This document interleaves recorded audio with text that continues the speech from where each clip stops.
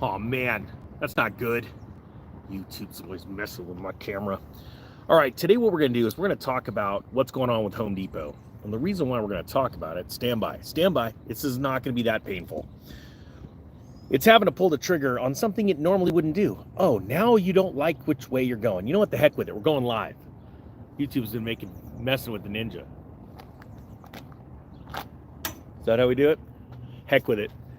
Home Depot is having to pull the trigger on something it normally wouldn't have to do, and that is take over another company. Now, something that's really interesting, and thank you to everybody that has been subscribing to the Ninja during these times of weirdness. Sometimes it puts the camera into really fat mode, not just sort of fat mode, then it puts it into skinny mode. Weird. We're going to talk about Home Depot, we're going to talk about housing, and I want to remind you that today is the very last day for the Tax Liens and Deeds course. If you want to put in some work and invest like very few people understand how to invest and make crazy amounts of profit, links down below. If you don't like hard work and you just want to go to work and live your normal life, then it's definitely not for you. All right, here we go. Home Depot takeover has sent a specific stock soaring 24%, but remember that Home Depot stock is not soaring. As a matter of fact, it is down, what, like 10% on the year? And the reason why it's down 10% is because real estate is about to start free falling. Now, it's already crashing because, oh, look, see, this is what happens. This is what's going on. Fun house time. Here we go, stand by. This is good stuff. I'm not even joking. This is so random. It happens so random now. Can't even make this crap up. All right. Home Depot stock is down because housing is not in a good spot. Home builders across the country can't build homes, which means there are fewer and fewer people going into Home Depot. Now I'm going in there for conduit today, but there are way less people here buying things because there are way less builders building things. It says here, GMS stock soared on Friday following reports that Home Depot has made a takeover offer for the construction products distributor. Home Depot's offer could spark a bidding war after QXO submitted a $5 billion proposal earlier this week. The Wall Street Journal reported that Home Depot made an offer to purchase GMS on Thursday afternoon. The exact price and date of the offer was unknown. Now, it talks about the stock and all this stuff and why it's going up. But I want you to understand, the reason why Home Depot is having to do this is because how do you compete as a massive company when the business cycle is failing now, where we're on the downhill slide of the national business cycle, and you're on the downward slide of the real estate cycle. The only way companies like Home Depot can make it is by turning around and buying up suppliers so that they can cut the margin and be able to lower their prices and compete with other companies like Lowe's. This is an exciting time to be an investor and be alive, because as you start to learn these things, it's way more than just a company trying to grow. It's a company needing to grow to survive. Type 1 if that makes complete sense. And you know what? Do me a favor. This is the lamest thing I've ever done. Hit subscribe. I'll do a weird little googly thing. You know those little things that you would go on your finger as a little monster head and two little squiggly arms? Watch it. I can't laugh at yourself. Who can laugh at? All right. So it says here, Truist on Friday, financial company, morning lifted its price targets on GMS stock from 105 to 105 from 80 and kept its hold rating on the shares.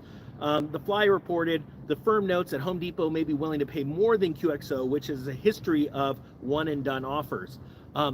It's interesting and important to note that these kind of situations where Home Depot is sitting here, long finger, it's the right one, is in trouble. And it's not because they're going to go out of business. It's because their sales are dropping dramatically. This exact same scenario happened in 2007, 2006. It's really cool because unlike back then, people like myself that saw those cycles didn't have some platform to be able to warn everybody, and not because the sky is falling, but it's because you can make a ton of money. Think about it. Do me a favor. Type yes if your in real estate inventory is increasing pretty dramatically in your area right now, anywhere in the country, and type where you are in the country. In my area, inventory is exploding. We're up like 300% since last year. this is incredible. This is exciting. And what's happening is there's still no buyers. So all of these homes are going to sit longer and longer. In the next couple of months, you're going to start seeing, another record day on market, another record day on market, and then you're going to have sellers capitulate, especially going into the fall. This is why you want to start investing in interesting ways of real estate. Like, I'm doing some commercial properties right now. Some really small commercial properties are going to cash flow very well.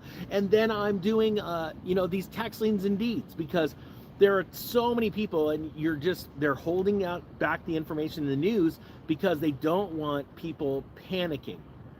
And that's really the whole thing. This is all human emotion, Human emotion is what drives us to buy and sell homes. It drives us to remodel homes. I wish I wasn't remodeling a home right now. This is the wildest remodel I've ever done in my life. The point being is that this is when you see these things and you sort of pull back and go, you know what, I'm going to wait just a little bit longer for my next move. Or in my case, you're just going to move like crazy. But there are so many different types of personalities out there when it comes to investing. If you would have asked me a couple of years ago if I'd be investing in these small, light commercial structures, I'd have said, nah, I'd be over here doing this, over there, It's like, lately, a lot of us have made a ton of money in crypto during this pump of the bull cycle, and now we're sitting back and waiting, and I'm taking a little bit of my profits, and I'm putting it into some commercial real estate. But my point being is I'm not diving in 100% because I know there's going to be a lot of opportunities. Jesus, seriously. And I seriously, I just want to leave you with this, and this is probably the most important thing. First off, thank you so much for supporting the channel. And I'm just going to leave you with a big forehead saying thank you for everyone that keeps hitting the subscribe button. This stuff that's going on with YouTube is so weird, it's crazy. But you know what? Just embrace it. Just, if you get smacked with the wave, start to ride the wave. And that's what I'm doing. I'm just one simple ninja riding a wave. All right. Lastly but not least, this is the last day for the sale on the bundle of tax liens and deeds. If you don't like work and studying, definitely don't take the course. If you like finding things that very few people understand and you're going to make a crap ton of money from it because you're going to go devote yourself to this, yes, I want you as a student, okay? Is it the best course in the world? No, I have no way to even just tell you that because I haven't taken every course in the world. I've taken 3. I think it's better than those, but they also have some fancy graphics that I don't have. So that's just the truth. So I hope you guys got something out of this. The Economic Ninja, is out.